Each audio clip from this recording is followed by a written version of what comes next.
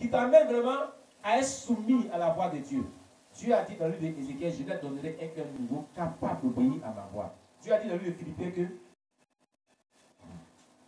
c'est lui Dieu qui crée le vouloir et le faire selon son bon plaisir. Et il le crée par qui? Par le Saint-Esprit. Et l'option vient de qui? Le Saint-Esprit qui va te pousser à vouloir faire la volonté de Dieu à tout moment. Alléluia. Alléluia. Alléluia. Donc, ce qui est arrivé à Moïse, ce qui est arrivé au peuple juif, c'est ce qui est en train d'arriver dans ta vie. Tu n'es pas considéré, tu es méprisé, tu n'as pas de la valeur aux yeux des gens. Mais Dieu dit, si tu fais comme Moïse, si tu te mets à obéir à la voix de Dieu, si tu es sensible à la voix du Saint-Esprit, il va te rendre valeureux aux yeux des gens. Ils vont te considérer à cause de ce qu'il va faire au travers de toi dans la vie des gens. Amen. Amen. Que le nom de Dieu soit béni. Nous continuons notre étude.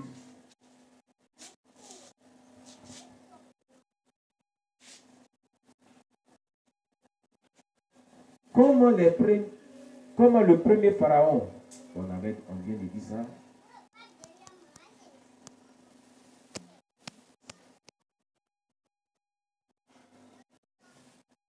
Est-ce que le fléau qui est venu là a atteint les enfants d'Israël? Cette 10e plaie-là, est-ce que ça a atteint les enfants d'Israël? Est-ce que cette 10e plaie a atteint les enfants d'Israël?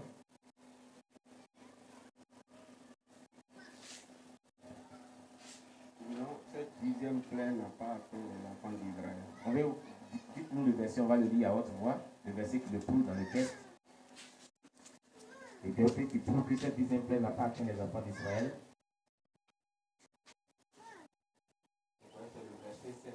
Le verset 7. Oui, on dit le verset 7 à haute voix. Mais chez les Israélites, on n'entendra même pas un chien gronder contre un homme ou une bête. Oui. Ainsi, vous saurez que moi, le Seigneur, je fais la différence entre les Égyptiens et les Israélites. Très bien. Les Israéliens n'ont pas été touchés par cette plaie qui consistait à tuer les premiers-nés en Égypte. C'est pas ce qu'on vient de voir. Pourquoi n'ont pas été touchés par ce fléau? Pourquoi les Israéliens n'ont pas été touchés par ce fléau? Pourquoi les Juifs n'ont pas été touchés par ce fléau?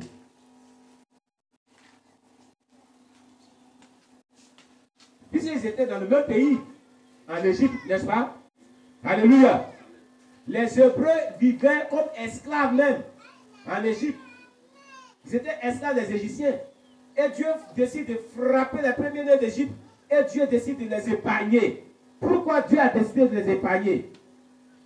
Qu'est-ce qui a motivé Dieu à agir de la sorte envers eux?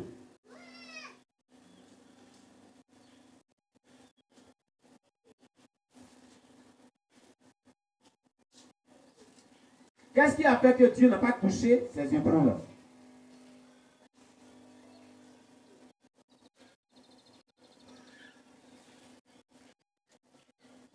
Je pense que Dieu n'a pas touché les Israélites parce qu'il les a pris comme son peuple. Il les a pris comme son peuple. Et puis, il leur dit de Moïse avait de bons rapports avec Dieu. Oui. Ça joue aussi du fait que ça contribue aussi à ce fait-là. Amen. Mais je vais vraiment vous poser une question. Depuis que nous sommes en train d'étudier cette histoire-là, est-ce que le peuple hébreu, là, jusqu'à preuve du contraire, s'est levé et a mal parlé de Dieu? S'est mal comporté avec Dieu? Depuis que Dieu a envoyé Moïse envers eux, est-ce que le peuple hébreu a mal parlé de Dieu? Ils sont mal comportés avec Dieu? Non. Au contraire, ils ont été du côté de Moïse. Quand Moïse, on a étudié, quand Moïse a envoyé la nouvelle, et que Aaron a jeté son bâton devant eux, puis ils ont vu les miracles, ils ont cru en Moïse. Ils ont obéi à Moïse. Et ils ont doublé même les charges. On avait vu cela. Mais malgré cela, ils ont continué toujours à croire à Moïse. Ça veut dire que ce peuple-là craignait Dieu comme Moïse. Voilà pourquoi Dieu les a épargnés de ce danger. Amen. Ce qui veut dire que quoi? C'était dans un pays. Dans un pays, Dieu peut envoyer un fléau, une famine, une maladie, une épidémie, une guerre, une sécheresse. Mais si tu te trouves dans ce pays et que tu crains Dieu, et que tu fais ce que Dieu dit, et que tu es soumis à ce que Dieu dit, tu seras épargné. Alléluia. Alléluia. C'est ce que je l'avais dit. Tu seras épargné de ce fléau-là.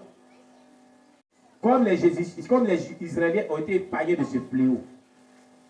Ce fléau ne te touchera pas. Amen, amen. Mais si Dieu envoie, si tu es dans un pays, et que tu fais comme Pharaon a fait et les Égyptiens ont fait, et que tu ne te détournes pas de ta méchanceté pour craindre Dieu, alors ce fléau t'atteindra. Amen. Il y a des événements qui s'annoncent à l'horizon. Si tu veux vraiment t'épargner de tout ce qui s'annonce à l'horizon, crains Dieu. Fais comme les Juifs ont fait. Ainsi c'était aussi, Dieu avait prévenu. Il avait dit, voilà ce que j'allais faire. Il disait ça aussi aux Hébreux. Il prédisait l'avenir. Il donnait les prophéties. Que voilà ce que je vais faire, voilà ce que je vais faire. Et les Hébreux, eux, ils craignaient Dieu. Mais les Égyptiens disent, oh, tu vas faire quoi même? Qui est l'Éternel même? Parlait mal de Dieu. Et le fléau s'est abattu sur eux. Ça veut dire que dans ce pays, Dieu peut prévoir faire des choses qui sont mauvaises, des catastrophes, des épidémies, des fléaux. Mais si toi, tu écoutes la voix de Dieu, tu marches selon Dieu, tu crains Dieu, aucun de ces fléaux-là ne t'atteindra. Alléluia. Comme cela fut le cas des Juifs. Alléluia. Voilà. Il faudrait que nous retenons cela. Une leçon que Dieu nous donne. Amen.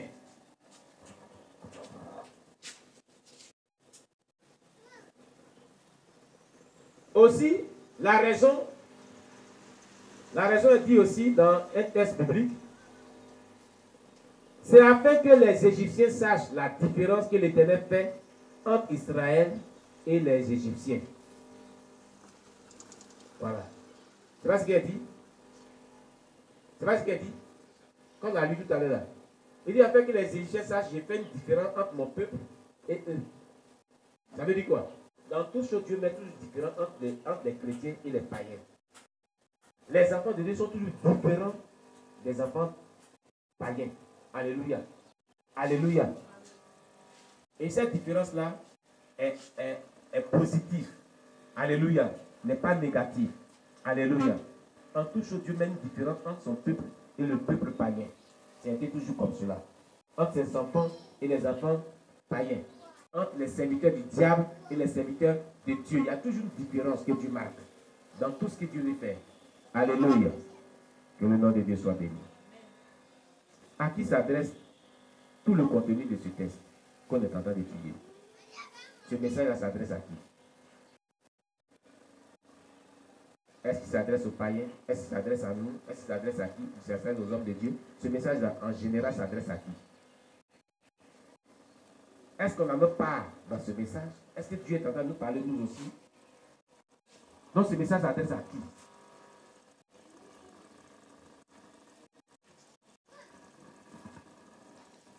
Je pense que ce message s'adresse à tout le monde. À tout le monde. Le peuple de Dieu. Le peuple de Dieu. Le leader. Le leader. Les païens. Les païens. Le président. Le président. En tout cas, tout le monde. Pourquoi tu le dis? Je l'ai dit, païen, Moïse représente ici l'homme de Dieu. L'homme de Dieu, donc le leader, le pasteur. Maintenant, Pharaon représente le président. Le président, comme s'il était roi, il représente tous les présidents du monde. Oui. Maintenant, les Égyptiens représentent les païens. Les païens. Et puis, les Israélites représentent le peuple de Dieu. Le peuple de Dieu. Donc, ce message s'adresse en général à tout le monde. Alléluia. Dieu parle de tout le monde. Dieu s'adresse à tout le monde. Chaque personne prend sa part de vérité dans ce texte-là. Alléluia. Chaque personne est concernée par le contenu de ce texte. Gloire à Jésus-Christ. Alors, quand est-ce que cet événement-là a eu lieu en Égypte? À quel moment cet événement a eu lieu? Quand est-ce que ce fléau est descendu en Égypte?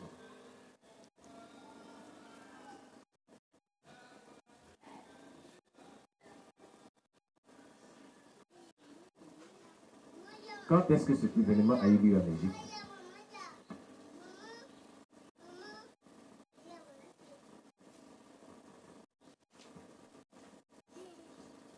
Oui. C'est quand Dieu a dit c'est quand Dieu a parlé à Moïse. Quand il a parlé, là, il l'appelait venir maintenant. Voilà, c'est ce qu'il a dit, Aziz avait dit. Oui, la servante de Dieu a parlé, la servante de Dieu jamais. Quand Dieu a parlé à Moïse vers le milieu de la nuit. Le milieu de la nuit. Ça, il a passé dans le verset 4. Dans le verset 4. Moïse dit, ainsi parle l'Éternel, vers le milieu de la nuit, je passerai au travers. Je crois que c'est au milieu de la nuit. Oui. Dieu a parlé à Le moment propice, c'est au milieu de la nuit. C'est là que Dieu a agi. Dieu a indiqué un temps au milieu de la nuit. C'est lorsque Moïse parla au peuple selon tout ce que l'Éternel lui avait dit, d'après les versets 2 et 4. Alléluia. Dans les deux versets se trouve le camp. Et c'est dans le verset 4 où, au milieu de la nuit, il passera, il frappera tous les premiers-nés d'Égypte. Donc, le moment pour dire le temps qui a été dit, c'est le milieu de la nuit. Amen. C'est au milieu de la nuit que Dieu a agi de la sorte. Amen. Alléluia. Alors, comment est-ce que cet événement s'est produit? C'est quand, comme on vient de le dire, alléluia, quand Dieu a parlé et quand Moïse a exécuté tout ce que Dieu a dit, au beau milieu de la nuit, l'événement s'est déroulé. Alléluia. Pourquoi le cœur de Pharaon fut-il endurci de la sorte? Pourquoi, selon ce texte-là, pourquoi Pharaon avait un cœur très endurci? Pourquoi? Est-ce que c'était à cause de ce que quelqu'un lui faisait endurci ou bien c'était pour quel objectif? Il avait un cœur endurci. Pourquoi? Qu'est-ce qu'il disait? Qu'est-ce qu'il faisait qu'il avait le cœur endurci? Qu'il ne voulait même pas écouter ce que Moïse disait de la part de Dieu. Qu'il refusait de laisser partir le peuple juif. Qu'il était endurci, c'est le plafond de l'incrédulité. C'est plus fort que l'incrédulité. Pourquoi il avait un cœur endurci de la sorte?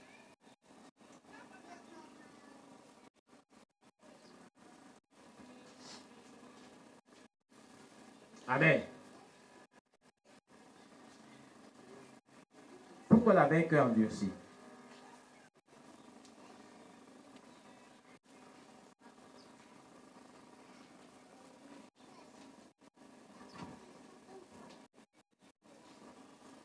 Oui, Moulin, je vais parler. Je crois qu'il avait un cœur endurci parce qu'il voulait tester Dieu. Parce qu'il voulait tester Dieu. Quand je lis le verset 9, Le verset 9, on dit l'Éternel dit à Moïse, Pharaon ne vous écoutera point afin que mes miracles se multiplient dans le pays d'Égypte. Pour lire la version. il a dit, le Seigneur lui dit encore, si le Pharaon ne veut pas vous laisser, c'est pour que je puisse multiplier mes prodiges dans son pays. Donc, vous voulez voir la puissance de Dieu. Non, ce n'est pas lui qui voulait voir.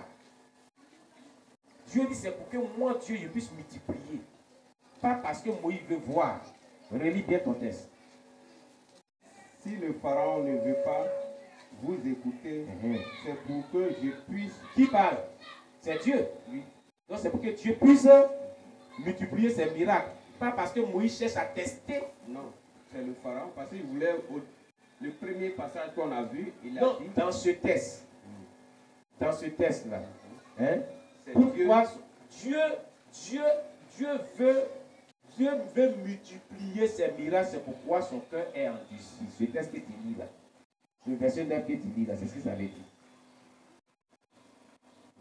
Quand on lit la version, faut relire la version. Le Seigneur lui dit encore, il dit à Moïse, si le Pharaon ne veut pas vous laisser, c'est pour que je puisse, c'est-à-dire moi Dieu, je puisse multiplier mes prodiges dans son pays. Donc c'est pour que Dieu puisse faire ces miracles, le Pharaon ne va pas le laisser partir. C'est ce qu'il dit ici, le verset 9. La version nous dit, l'Éternel dit à Moïse, Pharaon ne vous écoutera point, afin que mes miracles se multiplient dans le pays d'Égypte. C'est l'endurcissement. Le but pour lequel je ne veux pas laisser, le but pour lequel il est endurci, c'est pour que Dieu multiplie ses miracles. Pas parce que Pharaon veut tester les miracles de Dieu, mais veut tester Dieu. Le texte nous dit, Dieu afin que, le but là, c'est afin que les miracles de Dieu soient multipliés.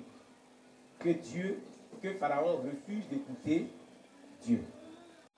C'est pour que Dieu manifeste sa volonté en quelque sorte. On dit, pourquoi son cœur est endurci? C'est pas ce qu'il a dit. Pourquoi le cœur de Dieu est endurci? Lis le verset qui suit. Il faut lire le verset qui suit. Le verset qui suit met éclaire clairement mais dessus. Lis le verset qui suit. Après le verset 9, verset 10. Moïse et Aaron avaient déjà accompli un grand nombre de prodiges sous les yeux de Pharaon. Mais le Seigneur l'avait rendu si obstiné qu'il n'avait pas laissé partir les Israélites de son pays. Donc l'incrédulité est venue à cause de ce que Dieu veut manifester sa gloire. C'est tout. Il est endurci parce que c'est Dieu même qui le rend endurci. On avait vu ça, non? Pour éclater sa gloire,